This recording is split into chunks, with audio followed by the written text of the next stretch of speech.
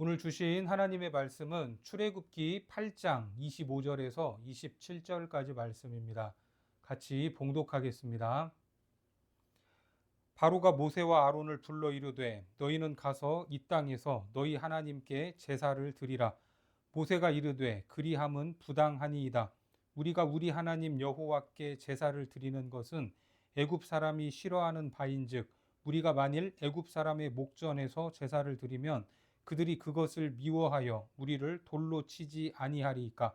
우리가 사흘 길쯤 광야로 들어가서 우리 하나님 여호와께 제사를 드리되 우리에게 명령하시는 대로 하려 하나이다. 오늘은 예배의 기원, 구약 제사의 역사라는 제목으로 하나님 말씀 전하겠습니다. 우리가 신앙생활을 하면서 아주 중요하고 가치 있게 여기는 몇 가지 것들이 있습니다. 믿음, 소망, 사랑일 수도 있고 순종하는 삶, 헌신하는 삶이 될 수도 있습니다. 그 중에서 빠질 수 없는 것, 가장 기본은 무엇인가? 바로 예배입니다.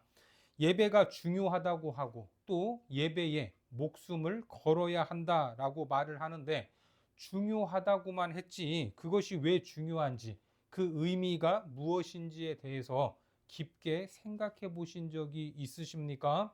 그래서 오늘부터 예배에 대해서 성경은 뭐라고 말씀하시는지 하나씩 살펴보도록 하겠습니다.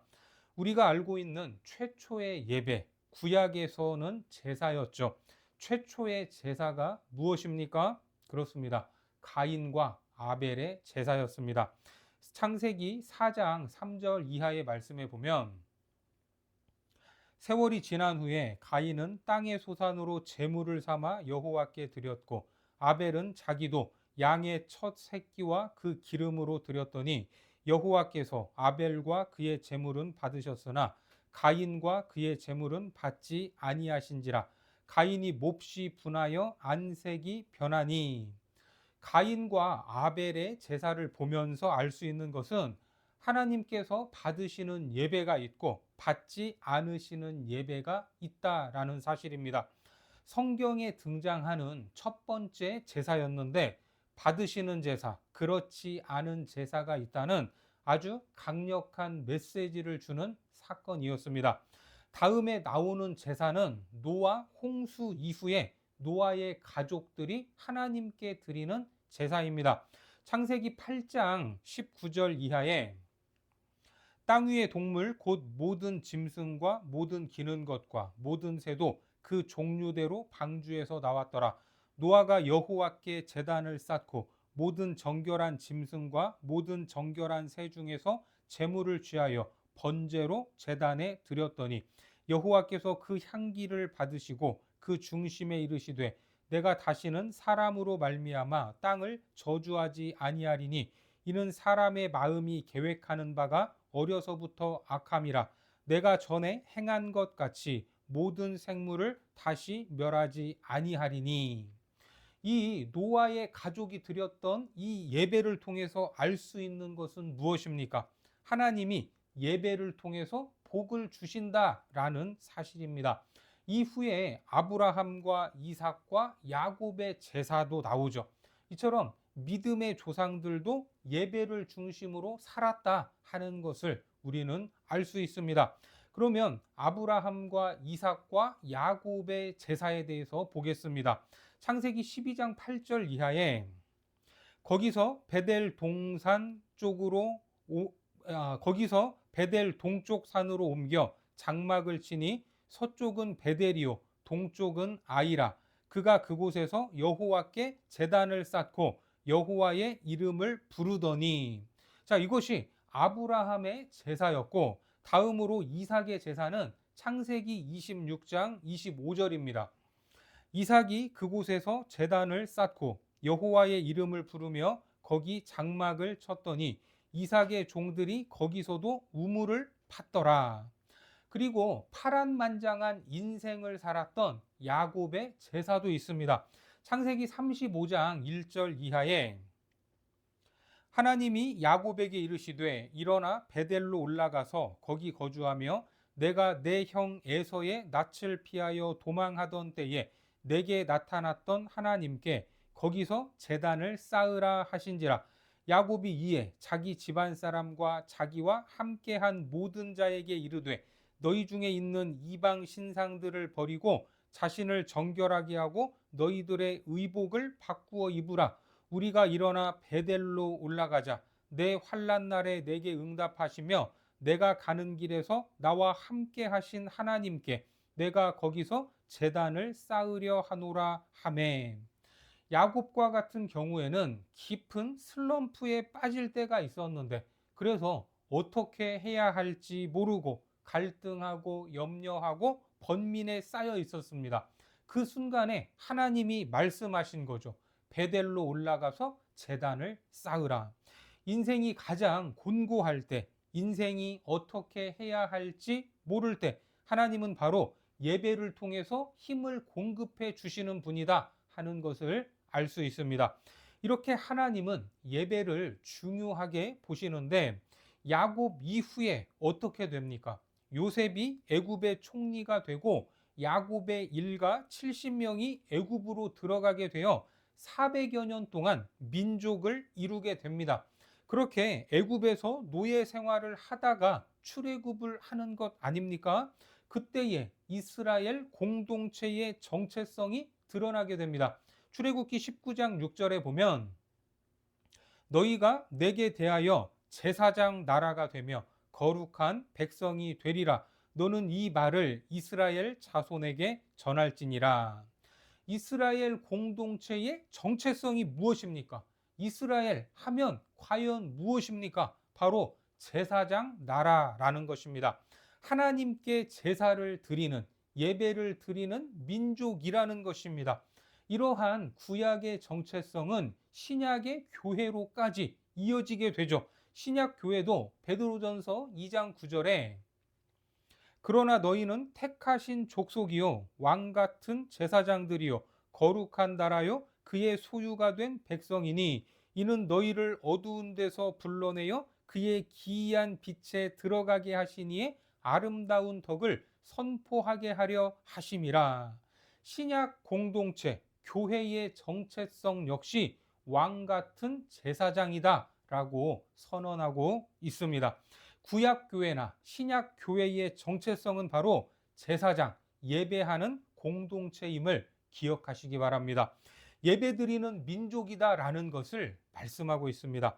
그러니까 구약 이스라엘 공동체나 신약교회의 예배가 빠지면 존재의 이유가 없는 것입니다. 교회는 곧 예배하는 공동체라는 겁니다. 그래서 출애굽할 때 바로에게 왜 이스라엘이 출애굽을 해야 하는지 그 이유를 명확하게 말하지 않습니까? 그것이 바로 오늘 본문입니다. 자, 본문을 다시 한번 읽어 보겠습니다. 바로가 모세와 아론을 불러 이르되 너희는 가서 이 땅에서 너희 하나님께 제사를 드리라. 모세가 이르되 그리함은 부당하니이다. 우리가 우리 하나님 여호와께 제사를 드리는 것은 애굽 사람이 싫어하는 바인즉 우리가 만일 애굽 사람의 목전에서 제사를 드리면 그들이 그것을 미워하여 우리를 돌로 치지 아니하리이까. 우리가 사흘 길쯤 광야로 들어가서 우리 하나님 여호와께 제사를 드리되 우리에게 명령하시는 대로 하려 하나이다. 그렇습니다.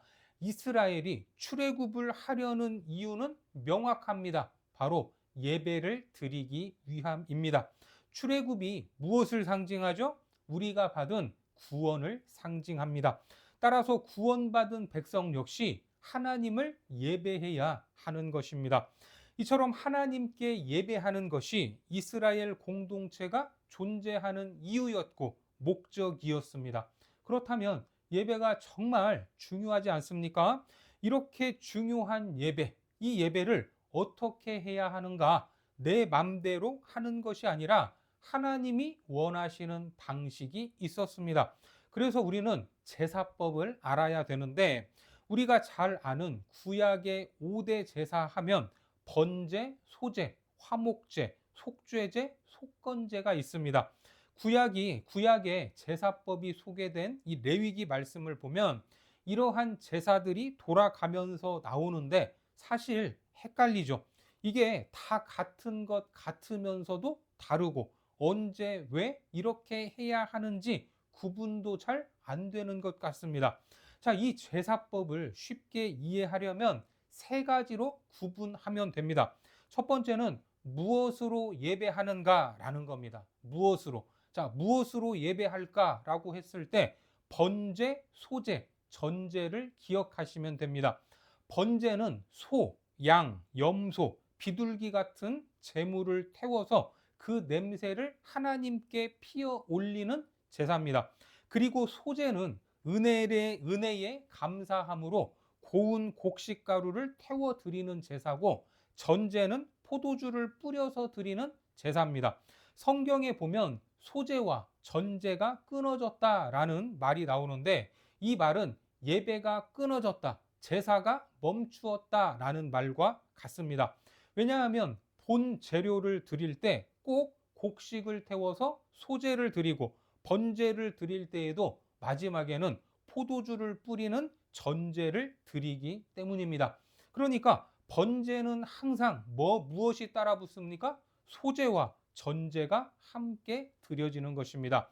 레위기 23장 13절 말씀에 그 소제로는 기름 섞은 고운 가루 10분의 2 에바를 여호와께 드려 화제로 삼아 향기로운 냄새가 되게 하고, 전제로는 포도주 4분의 1 흰을 쓸 것이며, 여기에 소제, 이 곡식 가루를 태워드린 후에 포도주를 뿌리는 전제가 나옵니다. 자, 계속해서 레위기 23장 18절에 보면 너희는 또 이 떡과 함께 1년 된 흠없는 어린 양 7마리와 어린 수소 1마리와 수양 2마리를 드리되 이것들을 그 소제와 그 전제 제물과 함께 여호와께 드려서 번제로 삼을지니 이는 화제라, 여호와께 향기로운 냄새며. 번제로 드릴 어린 양 7마리, 어린 수소 1마리, 수양 2마리가 나옵니다. 이 제물은 번제로 드리는 것이고, 함께 드리는 것이 뭡니까? 소제와 전제입니다. 포도주를 뿌려서 아주 향기로운 냄새를 올려 드리는 겁니다. 이처럼 구약에서 번제, 소제, 전제는 함께 드리는 것으로, 소제와 전제가 끊어졌다는 것은 곧 무엇이 끊어진 것이라고요? 예배가 멈췄다라는 말입니다. 기억하시기 바랍니다. 무엇으로 예배하는가? 바로 번제와 소제와 전제입니다. 자, 그리고 두 번째는 어떻게 예배하는가입니다. 제사 드리는 방법에 따라서 화제, 거제, 요제가 있습니다. 자, 먼저 화제는 무엇입니까? 출애굽기 29장 18절에 보면 그 수양 전부를 제단 위에 불사르라. 이는 여호와께 드리는 번제요, 이는 향기로운 냄새니 여호와께 드리는 화제니라. 여러분, 화제는 뭡니까? 제단 위에서 전부를 불살라 드리는 것입니다. 전체를 다 태우는 것이, 그것이 바로 화제입니다. 다음으로 거제와 요제가 나오죠. 출애굽기 29장 28절에 이는 이스라엘 자손이 아론과 그의 자손에게 돌릴 영원한 분깃이요 거제물이니 곧 이스라엘 자손이 화목제의 제물 중에서 취한 거제물로서 여호와께 드리는 거제물이라. 그리고 민수기 5장 9절에 이스라엘 자손이 거제로 제사장에게 가져오는 모든 성물은 그의 것이 될 것이라. 민수기 18장 11절에 내게 돌릴 것은 이것이니 곧 이스라엘 자손이 드리는 거제물과 모든 요제물이라. 내가 그것을 너와 내 자녀에게 영구한 몫의 음식으로 주었은즉 내 집에 정결한 자마다 먹을 것이니라. 자, 여기에 나오는 거제물은 누구에게 주는 것입니까? 아론과 그 자손에게 돌릴 먹거리가 됩니다. 아론의 집안도 먹고 살아야 되는데 화제로 드려서 새카맣게 탄 고기를 먹을 수는 없지 않습니까? 그러니까 거제는 태우는 것이 아니라 그냥 제물을 들고 하나님께 올려드리고, 그리고 제사장 집안에 돌리는 것입니다. 하나님이 제사장 가문에게 준 기업인 겁니다. 자, 그리고 요제는 올리고 나서 흔드는 겁니다. 흔드는 거. 이렇게 하고 나서 제사장에게 돌리는 음식이 바로 요제입니다. 이처럼 다 태워서 하나님께 드리는 제사가 있고 하나님께 올려드린 후에 제사장과 그 자손들에게 돌리는 거제와 요제가 있었습니다. 그리고 세 번째는 왜 예배를 해야 하는가 이것을 알아야 됩니다. 이거는 바로 예배를 드리는 목적이죠. 목적에 따라서 속죄제, 속건제, 화목제, 서원제, 낙헌제가 있습니다. 5가지를 말씀드렸죠. 먼저 속죄제는 부지 중에, 그러니까 나도 모르게 하나님께 대하여 지은 죄를 속하기 위한 제사입니다. 우리도 알고 짓는 죄도 있지만 모르고 짓는 죄도 많이 있습니다. 그래서 속죄제를 드릴 때에는 자신의 죄를 대신할 제물을 준비하고 그 머리에 내 죄를 전가합니다. 손을 얹어서 안수하는 것이죠. 그리고 가죽을 벗기고 뼈와 살을 분리하고 각을 뜨고 오물과 내장을 씻어내야 하는데 이 모든 과정, 이 속죄제를 드릴 때에는 이 모든 과정을 바로 본인이 직접 해야 합니다. 왜냐하면 이렇게 함으로써 죄가 얼마나 더러운 것인가, 악취가 나는 것인가, 끔찍한 것인가, 이거를 직접 경험하는 것입니다. 요즘이야 동물 학대 논란도 많아서 전기로 기절시킨 후에 고통 없이 도축을 진행합니다. 하지만 당시에는 살아있는 짐승을 직접 잡아야 했습니다. 그런데 짐승을 잡는 것이 보통 일이겠습니까? 양이나 염소를 죽이는 것은 생각보다 쉬운 일이 아닙니다. 여러분들 중에 살아있는 닭 한 마리라도 잡아보신 분이 계십니까? 어려운 일입니다. 그런데 예배자는 자신의 죄를 대신해서 죽어야 할 제물에 안수하고 안수가 끝나면 가죽을 벗겨야 했습니다. 그것이 양이든 염소든 가만히 나 잡아 드쇼 하면서 가만히 있지 않습니다. 살기 위해서 발버둥을 치고 도망가려고 난리를 칠 것입니다. 힘들게 어떻게 해서 그 짐승을 잡았다고 해도 그것이 끝이 아닙니다. 배를 갈라서 내장을 긁어내야 하는데 피가 여기저기로 흐르면서 비린내가 진동하게 됩니다. 그러한 과정을 통해서 무엇을 느껴야 합니까? 내 죄 때문에 짐승이 죽는구나. 한 생명이 죽는구나. 내 죄 때문에 이렇게 피를 흘리는구나. 절절히 느끼는 과정이 되는 겁니다. 그리고 제물은 태워드리지만 기름을 제외한 모든 부산물들은 진 밖으로 가지고 나가서 태우게 됩니다. 그렇게 남김없이 다 태워지는 것을 보면서 내 죄도 이렇게 사라지겠구나라는 것을 시각적으로 보게 되는 효과가 있었습니다. 짐승 한 마리가 죽는 과정과 제사 드리는 과정을 통해서 죄 때문에 치러야 할 대가가 얼마나 큰가 이거를 보게 되고 그 고통을 통해 오실 메시아 예수 그리스도를 보게 되는 것입니다. 이것이 구약 제사의 아주 중요한 요소였습니다. 하지만 이런 제사가 신약에 와서는 어떻게 됩니까? 사라지게 되죠. 왜? 예수 그리스도께서 오셨기 때문입니다. 히브리서 9장 12절에 보면 염소와 송아지의 피로 하지 아니하고 오직 자기의 피로 영원한 속죄를 이루사 단번에 성소에 들어가셨느니라. 그렇습니다. 그래서 6월절에 성찬식을 제정하시면서 이제는 짐승의 피가 아닌 주님의 살과 피를 기념하게 하신 겁니다. 짐승의 피는 예수 그리스도를 예표하는 하나의 그림자요, 상징이었던 것입니다. 자, 다음으로 속건제를 보겠습니다. 속건제는 하나님의 계명을 어기거나 성물에 대하여 범죄하고 이웃에 대해 범죄했을 때 속건제를 드립니다. 흠이 없는 수량을 드리고 성물이나 이웃에게 어떤 피해를 끼쳤다면 피해액의 5분의 1을 더해서, 그러니까 20%를 더 드려야 했습니다. 그리고 세 번째는 화목제가 있습니다. 화목제. 하나님과 화목해짐에 감사하여 자원함으로 드리는 제사로 소, 양, 염소 중에서 드리되 기름은 제단에서 태우고 제물의 뒷다리로 거제를 드리고 남은 음식은 당일이나 그 다음 날까지 다른 사람들과 나누어 먹어야 합니다. 그러니까 이것을 먹기 위해서는 공동체의 식사가 필요했던 것이죠. 공동체의 식사를 통해서 다른 사람과 화해를 이루고 이웃과 더욱 친밀해지는 제사였던 것입니다.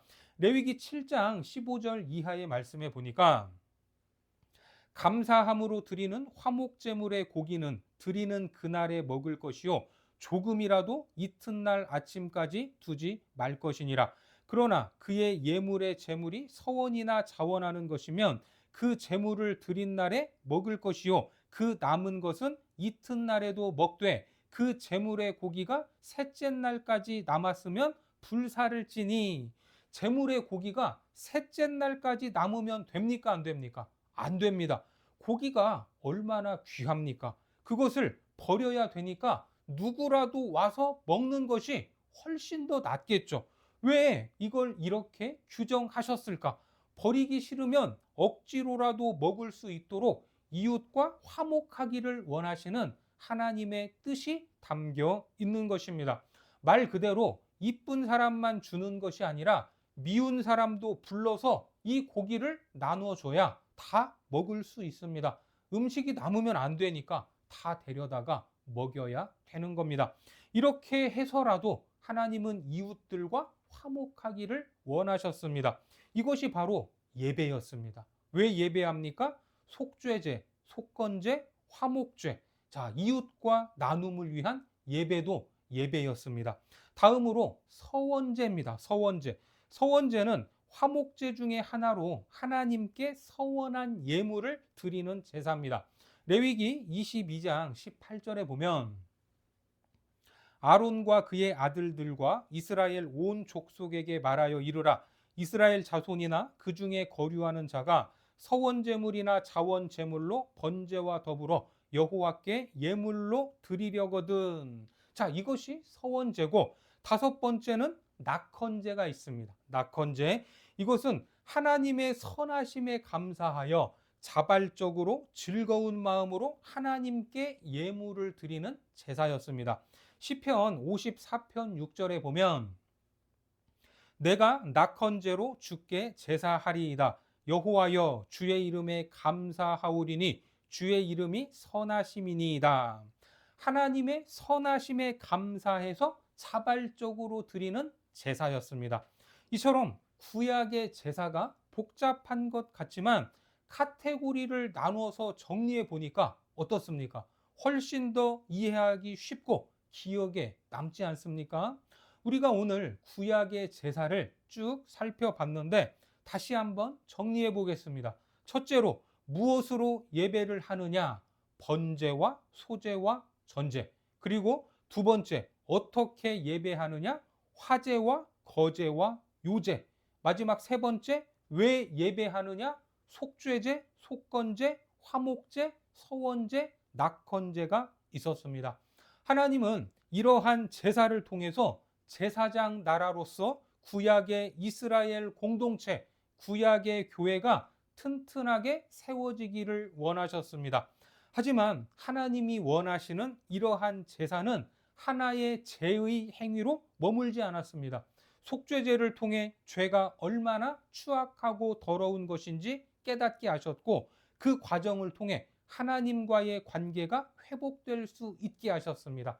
또한 속건제를 통해 다른 사람들에게 잘못한 것도 돌아보게 하셨고, 화목제를 통해 사람들과의 관계를 회복할 수 있도록 하셨습니다. 거제와 요제는 기업이 없는 제사장들에게 공급하시는 통로가 되었고, 서원제와 낙헌제처럼 의무가 아닌 자발적으로 감사해서 드릴 수 있는 제사도 만들어 주셨습니다. 오늘날 우리가 드리는 매주의 예배를 통해서도 이러한 역사가 일어난다는 것을 믿으시고 오늘도 하나님이 찾으시는 신실한 예배자들이 되시기를 주님의 이름으로 축원합니다. 기도하겠습니다. 하나님, 우리를 제사장 나라의 왕 같은 제사장이 되게 하심을 믿습니다. 구원받은 백성의 예배를 기뻐하시고 예배를 통해 모든 좋은 것들을 주시는 하나님의 뜻을 알게 하셔서 매일 매주 드리는 반복되는 예배가 식상해지는 예배가 아니라 영적인 부요함과 물질적인 축복, 이웃사랑의 통로가 되어 참된 예배의 회복을 경험하는 예배자로 살게 하여 주옵소서. 예수님의 이름으로 기도드립니다. 아멘.